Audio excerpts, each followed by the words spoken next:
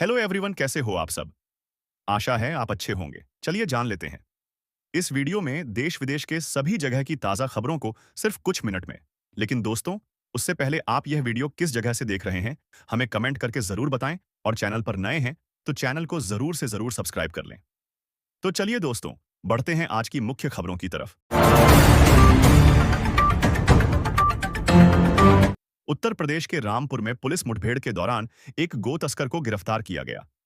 Police की जवाबी कार्रवाई में तस्कर गोली लगने से घायल हो गया। रामपुर पुलिस ने गो तस्करी के खिलाफ सख्त कार्रवाई करते हुए यह सफलता हासिल की।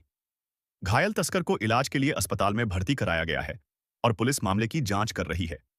चलते हैं अगले खबर की तरफ। कोहरे के कारण रोडवेज बसों के समय में बदलाव होगा। रात में चलने वाली बसों की टाइमिंग बदली जाएगी और बसों की संख्या भी कम की जाएगी। यह फैसला यात्रियों की सुरक्षा को ध्यान में रखते हुए लिया गया है। चलते हैं अगले खबर की तरफ।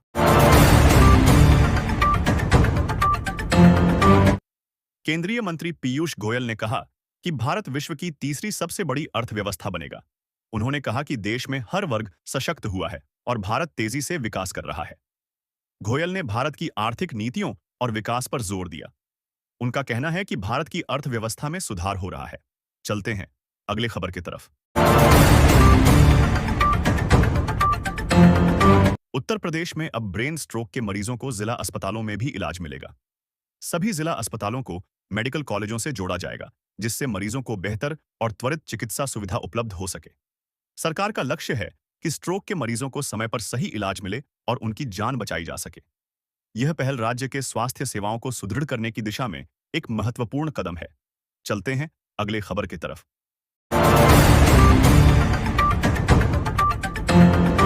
कृषि भवन में हुई समीक्षा बैठक में मंत्री ने बताया कि इस वर्ष प्रदेश की 21,000 ग्राम पंचायतों में किसान पाठशाला, ग्राम पंचायत स्तरीय गोष्ठी आयोजित करने का लक्ष्य तय किया गया है। इसके लिए सभी जिला और मंडलीय अधिकारियों को दिशा निर्देश जारी कर दिए गए हैं। चलते हैं अगले खबर की तरफ।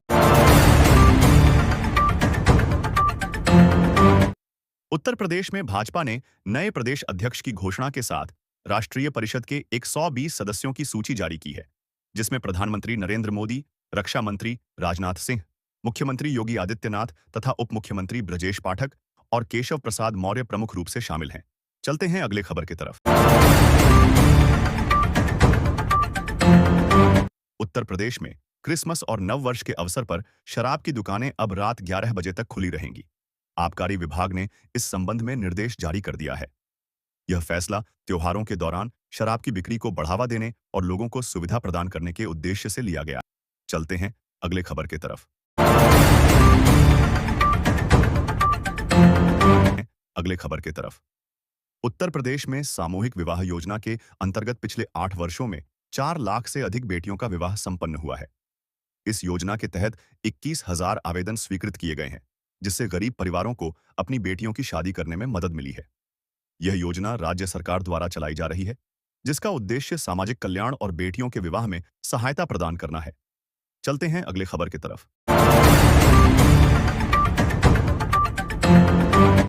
सुप्रीम कोर्ट ने सोमवार को शराबबंदी मामलों की सुनवाई के लिए विशेष अदालतों के गठन की खातिर बुनियादी ढांचा तैयार करने में देरी पर बिहार सरकार के प्रति नाराजगी जताई। जस्टिस ने कहा कि आप विशेष अदालत के गठन के लिए सरकारी भवनों को क्यों नहीं खाली करा लेते हैं। चलते हैं अगले खबर की तरफ। चंडीगढ़ में दूध और पनीर की गुणवत्ता सवालों के घेरे में है।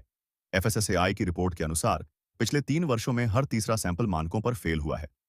दूध उत्पादों में यूरिया, डिटर्जेंट जैसे मिलावटी तत्व पाए गए हैं, जिससे किडनी और लिवर जैसी बीमारियों का खतरा बढ़ रहा है। बाहरी राज्यों से आने वाले उत्पादों पर निगरानी रखने की आवश्यकता है। चलते हैं अगले खबर की तरफ।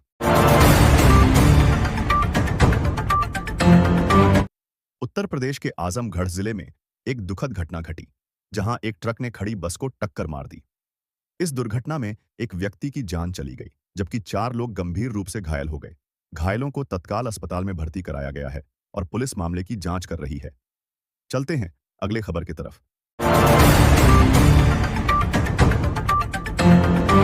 उत्तराखंड के अल्मोड़ा में एक बुजुर्ग की हत्या का खुलासा हुआ है। बेटी की शादी के लिए पैसे देने से इनकार करने पर बुजुर्ग की हत्या कर दी गई। पुलिस ने इस ब्लाइंड मर्डर केस को सुलझा लिया है। आरोपी को गिरफ्तार कर लिया गया है और मामले की जांच जारी है। चलते हैं अगले खबर की तरफ। बिहार के भोजपुर जिले में गोलीकांड के आरोपियों की गिरफ्तारी तो हो गई है, लेकिन पुलिस के सामने सबसे बड़ी चुनौती यह है कि अपराध में इस्तेमाल किए गए हथियार कहां गायब हो जाते हैं। पुलिसिया जांच में अक्सर हथियार बरामद नहीं होते, जिससे अपराधियों को फिर से अपराध करने का मौका मिल जाता है। हथियारों की बरामदगी के लिए पुलिस लगातार छापेमारी कर रही है। चलते हैं अगले खबर की तरफ। आगरा के मिर्हापुर क्षेत्र के महुअर गांव में शराब के ठेके पर महिलाओं का गुस्सा फूटा। शराब पीकर उत्पात मचाने वाले पुरुषों से तंग आकर महिलाओं ने आगरा जयपुर हाईवे पर स्थित ठेके पर तोड़फोड़ की। महिलाओं का आरोप है कि शराब के कारण परिवारों में विवाद और मारपीट बढ़ रही है। पुलिस ने मौके पर पहुंचकर स्थिति को नियंत्रित किया और जांच शुरू कर दी है।